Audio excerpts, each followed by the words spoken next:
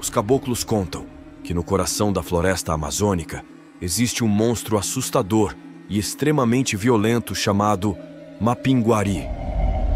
O Mapinguari é descrito como uma criatura grande, coberta por uma pelugem vermelha, com um único olho na testa, boca na barriga, pés de tartaruga voltados para trás, braços longos e garras poderosas capazes de rasgar árvores.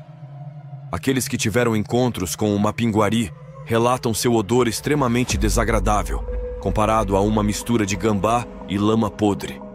O nome Mapinguari significa o animal que ruge, ou a besta fétida, devido suas duas características mais marcantes.